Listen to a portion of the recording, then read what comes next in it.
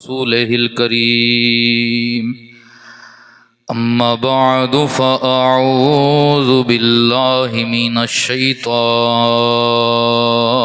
रजीम। बिस्मिल्लाहिर रहमानिर रहीम। वमन अअरद अन ज़िक्री फ़इन्न लहू मईशतन दन्का वनहशुरुहु यौमल क़ियामति अअमा। सदक़ल्लाहु मौलानल अज़ीम। सल्लु अलल हबीब। मिल के मोहब्बत के साथ पढ़िए सलातो वस्सलामु अलैका या सय्यदी या रसूल अल्लाह व अला आलिका व अस्हाबिका या हबीब अल्लाह। सलातु वस्सलाम। तुम्बा जिंदड़ी दा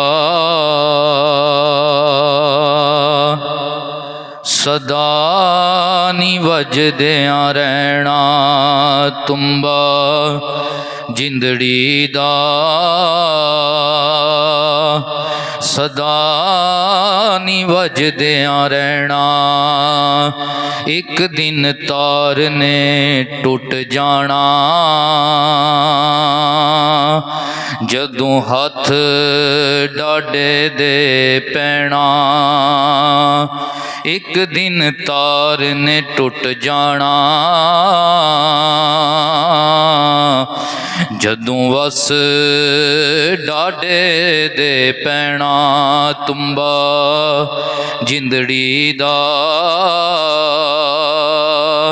सदा नी वजदियां रहना।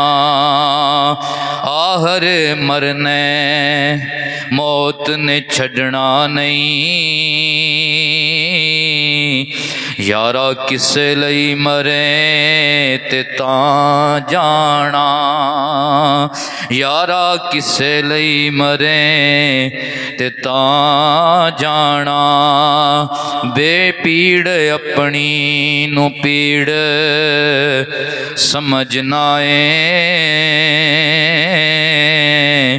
पीड़ किसे दी जरे ते तां जाना। तेरे कल्ले दा तरना बहादरी नहीं। लै डुबदे नू तरे ते तां जाना।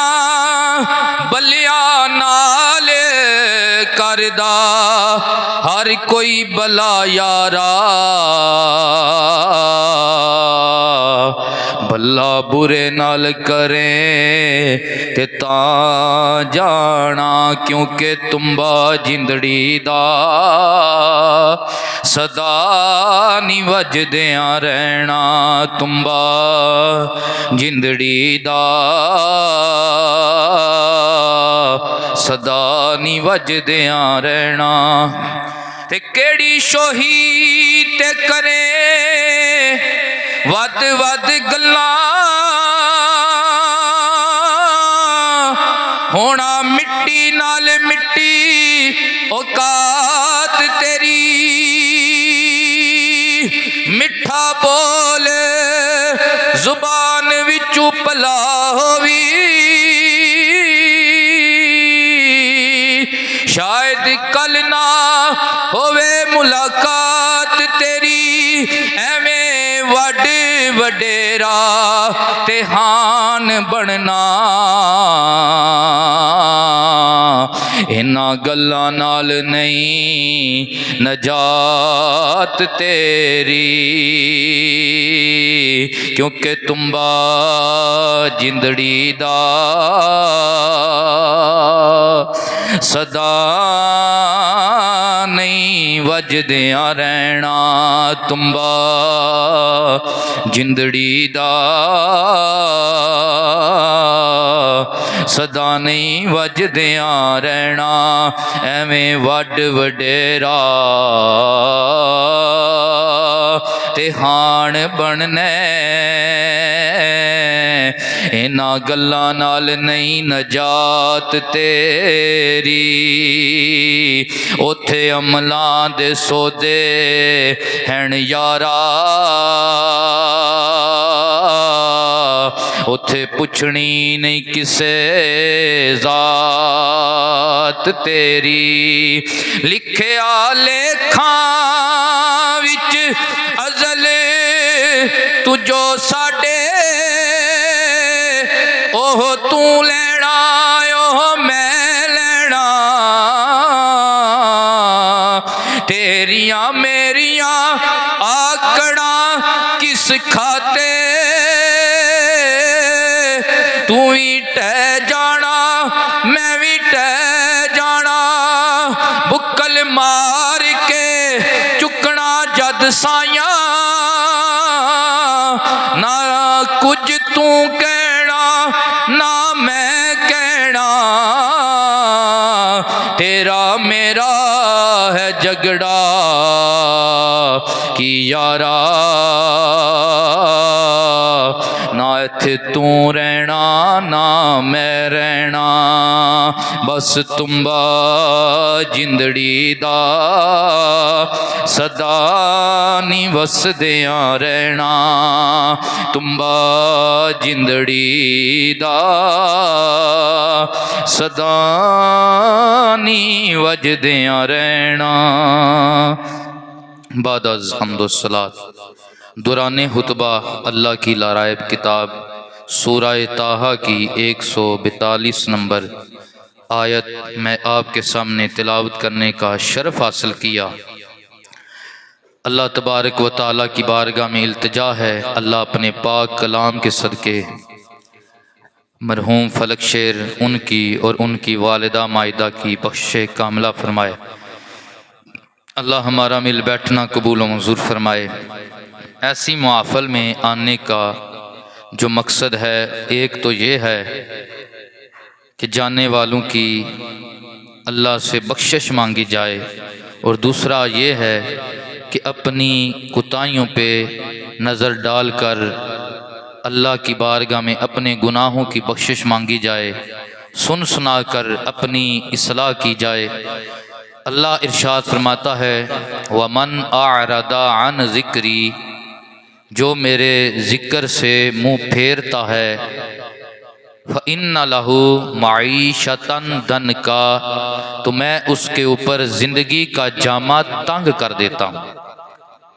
जो दीन से दूर हो जाए जो अल्लाह रसूल का बागी हो जाए अहकामाते इलाही को ठुकरा दे फ़राइज़ व वाजिबात को बुला दे अल्लाह फरमाता है मैं उसके ऊपर ज़िंदगी का जामा तंग कर देता हूँ।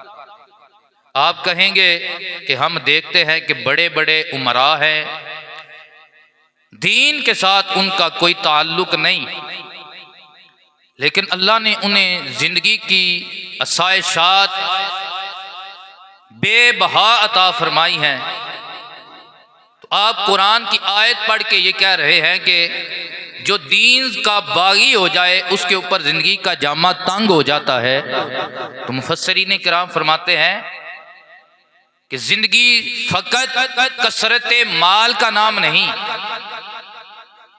हुस्ने ज़िंदगी फ़कत कार कोठी का नाम नहीं, जिंदगी की खूबसूरती फ़कत बड़े ओहदों का नाम नहीं है, माल और पे होने का नाम नहीं है, बल्कि सुकून वाली ज़िंदगी वो ज़िंदगी है कि जिसमें बंदा अल्लाह और उसके रसूल के साथ अपनी लो लगा ले, अल्लाह और उसके रसूल के साथ लो लगा ले।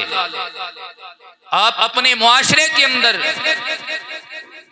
ऐसे अमीर लोग देखेंगे कि जिनके पास आरामदेह बिस्तर हैं, आरामदेह बेड हैं, मलमल की चादरें हैं, एसी है, गर्मियों में हीटर है, सर्दियों में हीटर है और गर्मियों में एसी लगे हुए हैं, पंखे लगे हुए हैं।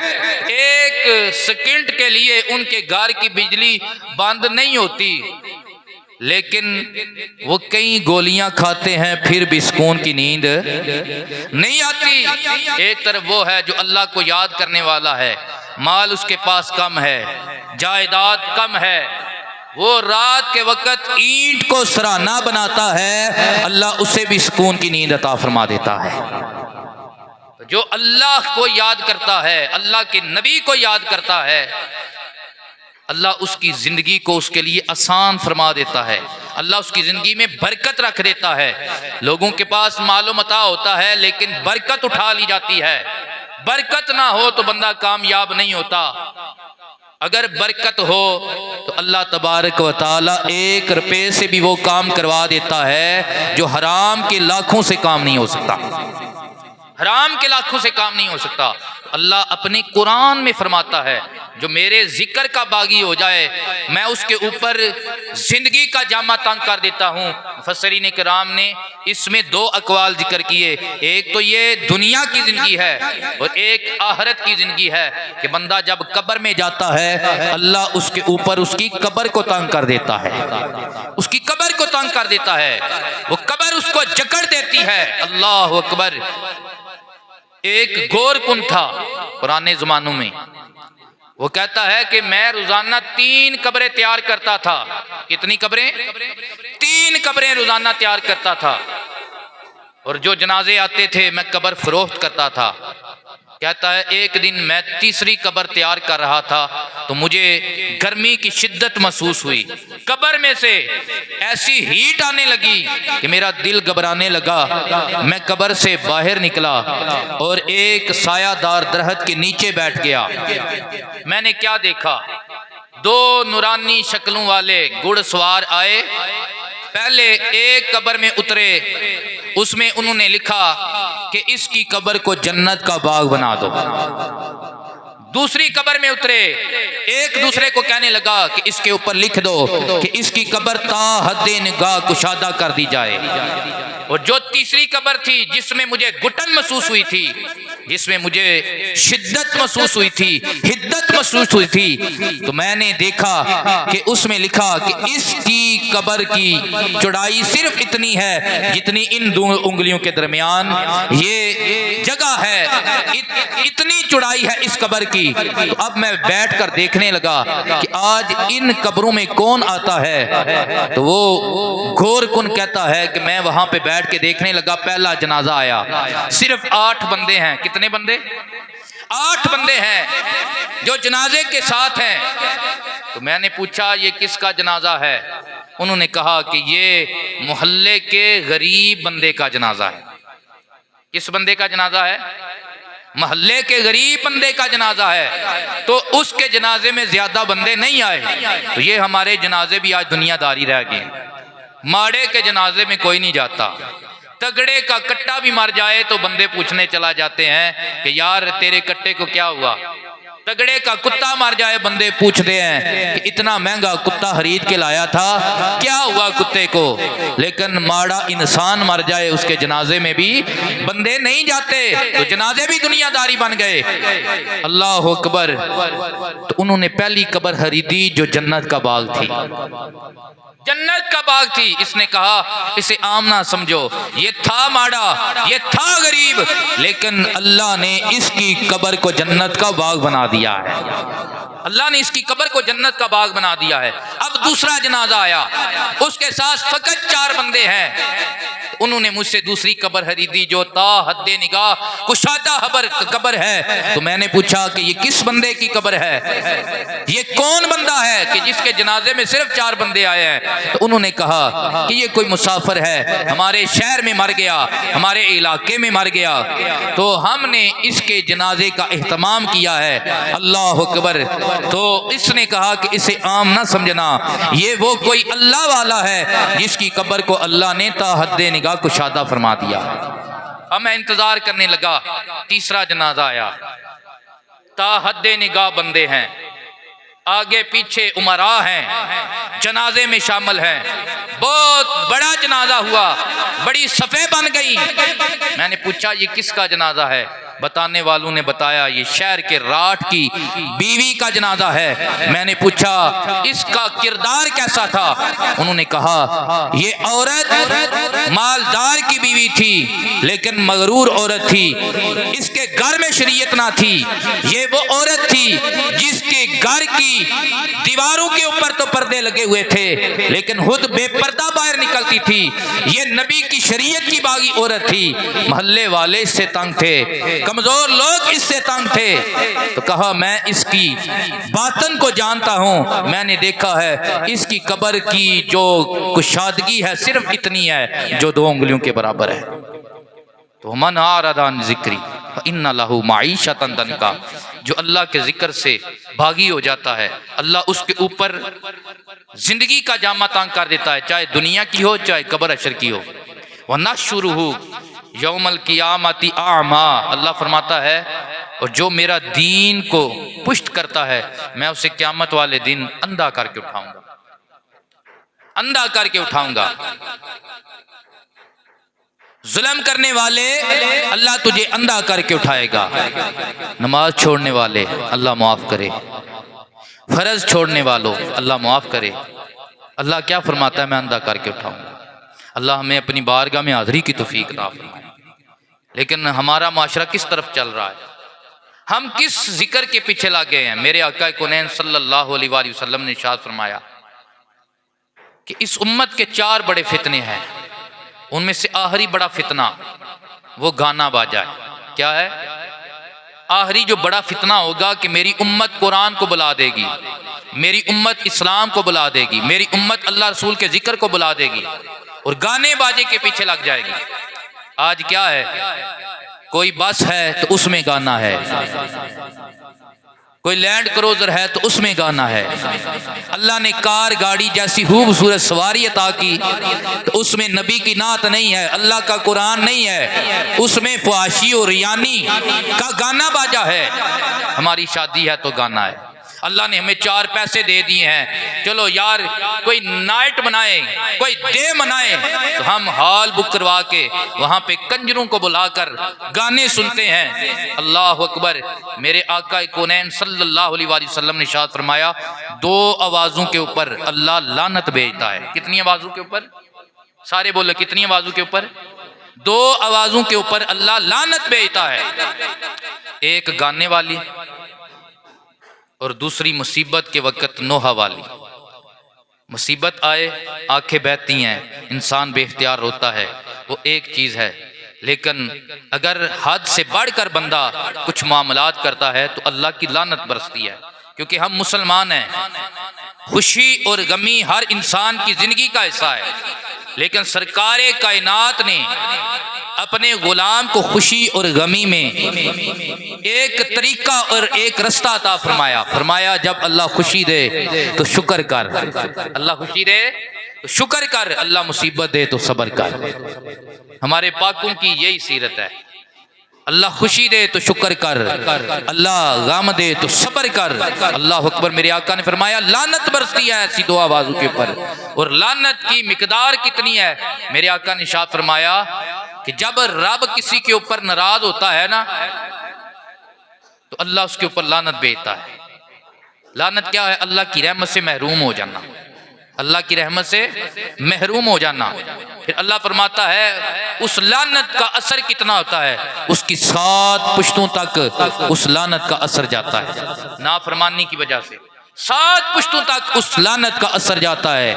और इसी तरह अल्लाह फरमाता है जब कोई बंदा मुझे राजी करता है, मेरी बारगाह में झुककर मुआफ़ी मांगता है, मैं उसके ऊपर रहमत भेजता हूँ। लानत की हद है 7 पुश्तें, लेकिन जब मैं रहमत करता हूँ क़यामत तक उसकी आने वाली नस्लों में अपनी रहमत भेजता रहता हूँ।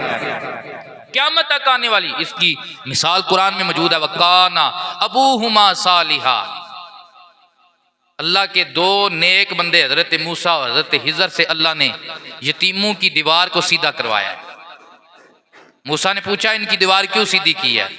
तो हज़रत हिज़र ने जवाब दिया, वजह यह है कि इनकी 10वीं पुश्त में एक अल्लाह का वली गुजरा है, नमाजी गुजरा है, परहेजगार गुजरा है, अल्लाह को याद करने वाला गुजरा है। हमने इनकी तरफ नहीं देखा, इनके अच्छे बाबे की तरफ देखा है। तो सरकारे कायनात सल्लल्लाहु अलैहि वसल्लम ने फरमाया कि जब बंदा बुराई करता है तो लानत उस बंदे पे भी पड़ती है, उसकी 7 नस्लों पे पड़ती है, और जब बंदा अच्छाई करता है तो क़यामत तक उसकी आने वाली नस्लों पे अल्लाह की रहमत बरसती है, अल्लाह के करम बरसते हैं। मेरे आका कौनैन सल्लल्लाहु अलैहि वसल्लम के दीवानों, आज कौन है नौजवान जिसकी फेसबुक गाने से पाक हो? आज कौन है नौजवान जिसकी टिकटॉक गाने से पाक हो? आज कौन है नौजवान जिसका यूट्यूब चैनल गाने से पाक हो? आज कौन है नौजवान जिसका स्टेटस गाने से पाक हो? हम आमना के लाल के गुलाम हैं। जब नारे की बात आती है तो गुलामी रसूल में मौत भी कबूल है, गुलाम है, गुलाम है, हम रसूल के गुलाम हैं। लेकिन जब स्टेटस लगाने की बात आती है, स्टेटस भी हमारा यही होना चाहिए था कि हम रसूलुल्लाह के गुलाम हैं, लेकिन स्टेटस ख्वाशी और यानी के गाने बन जाते हैं। आज हमने नहीं देखा, ये फेसबुक के ऊपर वीडियो है, चंद नौजवान सफर कर रहे हैं, मौत हमें भूल गई, वो गाड़ी पे सफर कर रहे हैं, गाना उनने ऊंची आवाज पे बूफर छोड़े हुए हैं और साथ वीडियो बना रहे हैं, व्लॉग बना रहे हैं। इतने में क्या होता है, गाड़ी में आग लग जाती है। क्या लग जाती है? आग लग जाती। यार मैंने आज शाम को स्टेटस पे गाना लगाया, रात सोया सुबह उठा ही नहीं, मेरी गवाही कैसी है? मैंने फेसबुक पे गाना लगाया, रात को सोया, अल्लाह ने उठने की मोहलत नहीं दी, मेरी फेसबुक पे गवाही कैसी है?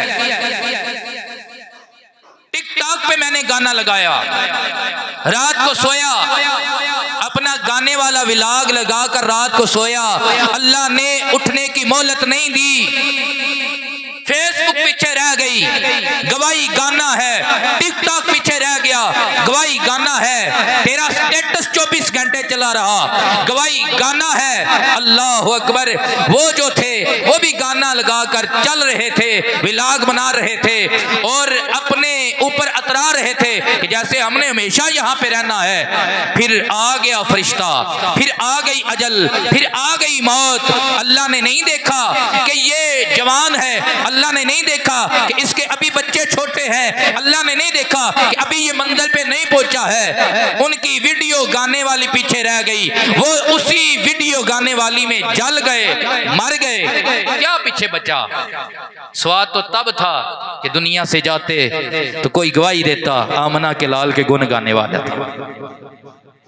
तो सरकार ने इरशाद फरमाया जिसकी गवाही अच्छी होगी अल्लाह उस पर जन्नत वाजिब कर देगा। काम का गवाही तो ऐसी बनानी चाहिए ना, अल्लाह जन्नत वाजिब कर देगा।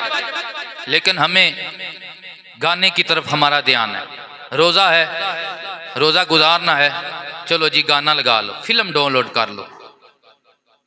खुशी का मौका है, गाने बाजे वालों को बुला लो। शादी का मौका है, गाने बाजे वालों को बुला लो। मेरे आका कौनैन सल्लल्लाहु अलैहि वसल्लम ने इरशाद फरमाया गाना गाने वाली, उसका गाना भी हराम है और उसकी उजरत लेना ये भी हराम है। हजूर ने वाज़े फरमाया। ये दौर है ना, इस दौर में हम लाखों रुपए देते हैं गाने वालों को। मैं किसी फर्दे वाहिद की बात नहीं कर रहा, लेकिन हमारे माशरे की ये कमजोरी, हमारे माशरे का ये गंद है। हम करोड़ों रुपए लुटाते हैं गाने वालों के ऊपर। तो सरकार ने क्या फरमाया कि ये उजरत हराम है। इतनी मेहनत से पैसे कमाए थे, जान हथेली पे रख के हमने डंकियां लगाई, करोड़ों रुपए कमाए और हराम के राह में हमने लगा दिए, हराम के राह में लगा दिए। सारी रात गाना बाजा चलता रहा, सुबह हुई तो दूल्हा साहब अल्लाह को प्यारे हो गए। कितने वाकयात हमारे माशरे में हुए हैं या नहीं हुए? बड़ी धूमधाम से शादी हुई। ये अभी कुछ दिनों की बात है, लाहौर के अंदर गालबन पहला दिन है शादी का। घर आए हैं, बड़ी धूमधाम से शादी की है, सब कुछ हुआ है, नाच गाना हुआ है, लेकिन घर आए हैं सिलेंडर फटा है, एक भी बंदा नहीं बचा।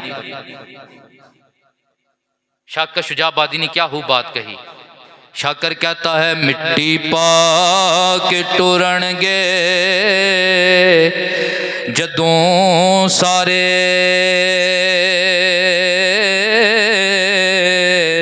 पिछे करेगी हाल पुकार मिट्टी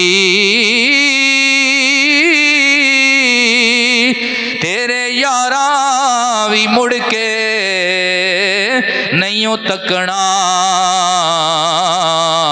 बुक पा के तेरे ते दो चार मिट्टी इथों दा प्यार सी बस इथों तिकर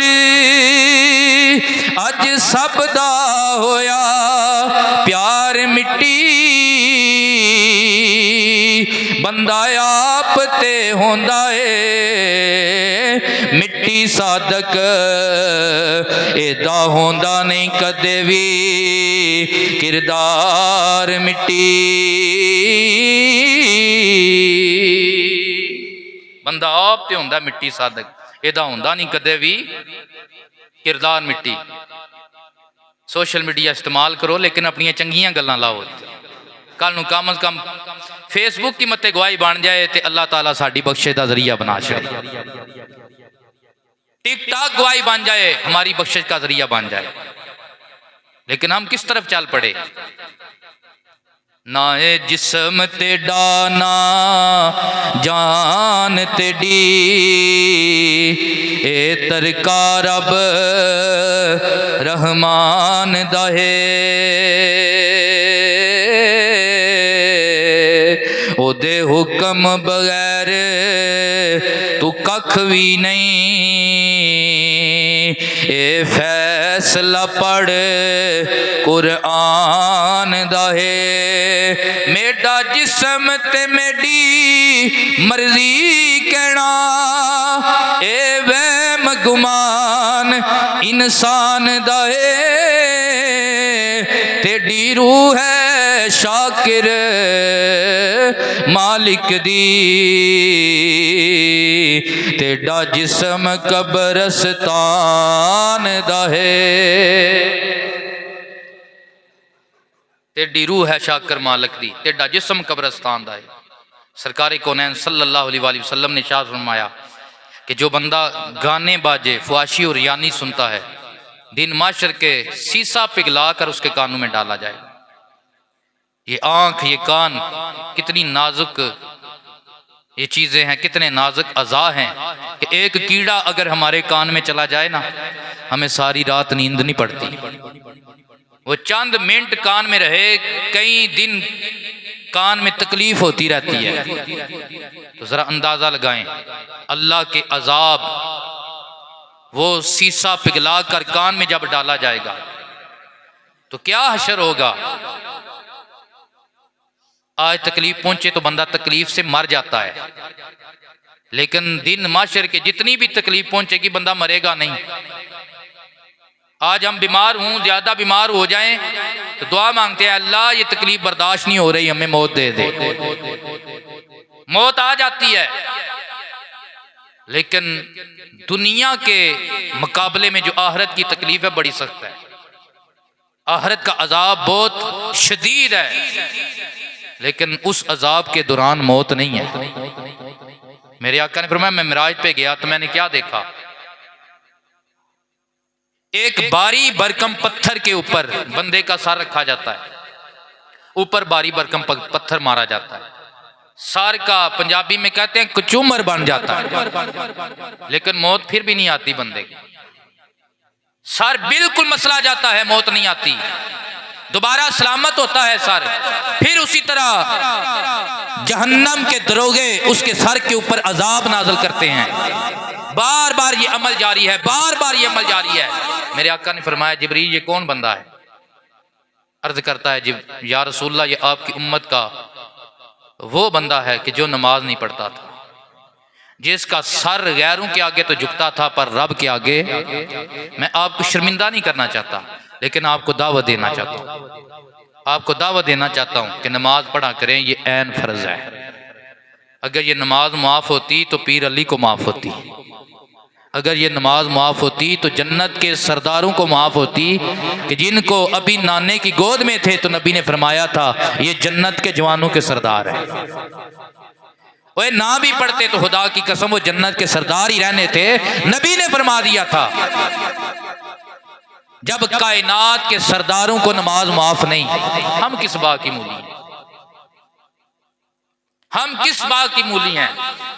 फरहाशी और यानी की तरफ हम लग चुके हैं। हमारा इस्लाम कितना पकीज़ा इस्लाम है। औरत को कभी अजान देते सुना है? बोलें, नहीं सुना। क्यों नहीं देती?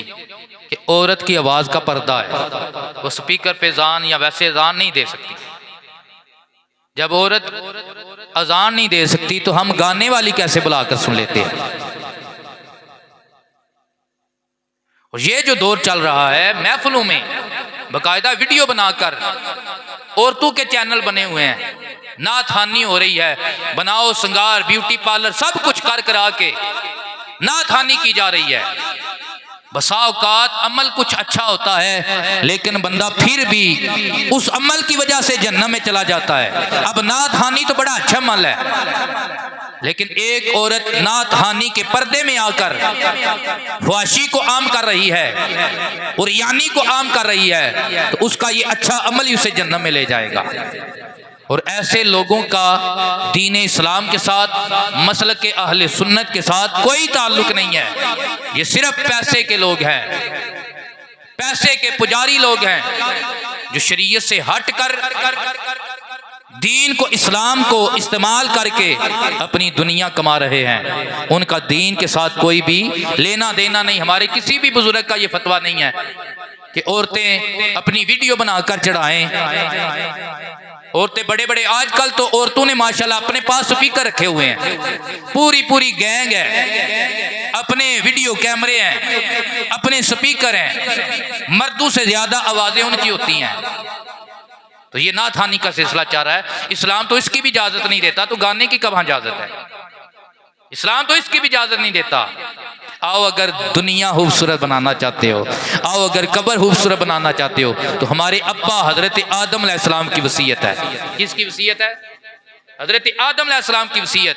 हजरत आदम अलैहिस्सलाम का आखिरी टाइम आ गया, बेटे शीश को बुलाया, बुलाकर फरमाने लगे, ए मेरे बेटा मैं दुनिया से जा रहा हूँ, मेरे बाद तो अल्लाह का नबी होगा।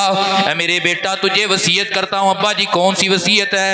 अब बाप ने जायदाद की वसीयत नहीं की है, बाप ने घर की वसीयत नहीं की है, बाप ने माल और दौलत की वसीयत नहीं की है, बल्कि बाप ने दो वसीयतें की हैं। एक वसीयत ये की है बेटा रब का जिक्र करना है, साथ ये वसीयत की है जब भी रब का जिक्र करना है साथ मिलाकर कमली वाले मीठे मोहम्मद का भी जिक्र करना है।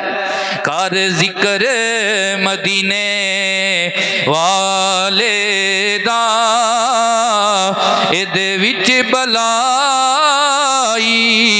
तेरी ये पढ़ो। कर जिक्र मदीने वाले दा इहदे विच भलाई तेरी ये एक बार तू हो जा सोने दा फिर सारी हुदाई तेरी है।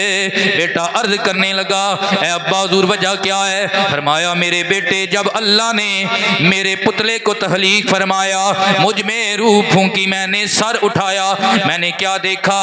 जन्नत के दो सतून हैं, दोनों सतूनों के दरमियान अल्लाह तबारक व तआला ने अपने नाम के साथ अपने कमली वाले के नाम को जोड़ा हुआ है। मैं जन्नत में गया, जन्नत के पत्ते पत्ते पे मैंने देखा अल्लाह के नाम के साथ कमली वाले का नाम है। मैंने मोहल्ला देखे, मोहल्ला की ईंट ईंट के ऊपर अल्लाह ने ज़ारा के बाबा के नाम को लिखा हुआ है। फिर मुझसे भूल हो गई, जन्नत से मुझे ज़मीन में भेजा गया, मैं ज़मीन में आया, रोता रहा, अल्लाह की बारगाह में मुआफ़ी तलब करता रहा, लेकिन मुआफ़ी नहीं मिली। एक रोज़ मैंने अल्लाह की बारगाह में इल्तिजा की, ए अल्लाह तुझे उस कमली वाले मीठे मोहम्मद के नाम का वास्ता है, जिसका नाम तूने जन्नत में अपने नाम के साथ हर जगह जोड़ा हुआ है। अल्लाह ने फरमाया आदम आज तूने उस हस्ती का वास्ता डाला है जिसके सदके मैंने तुझे भी मुआफ कर दिया है, तेरी आने वाली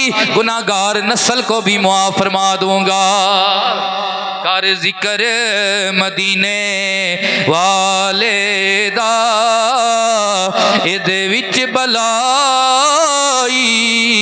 तेरी ए पढ़ो एक बार तू हो जा सोने दा, फिर सारी खुदाई तेरी है।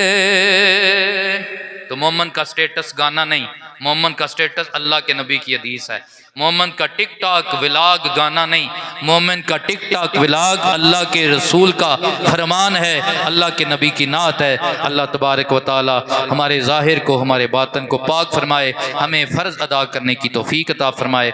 जाने वाली मरहुमा की अल्लाह बख्शिश कामला फरमाए। सारे अहबाब 3 मरतबा कुल शरीफ 1 मरतबा हम शरीफ पढ़ लें। आऊज़ु बिल्लाहि मिनश शैतानिर रजीम। बिस्मिल्लाहिर रहमानिर रहीम। कुल या अय्युहल काफ़िरून ला अअबुदु मा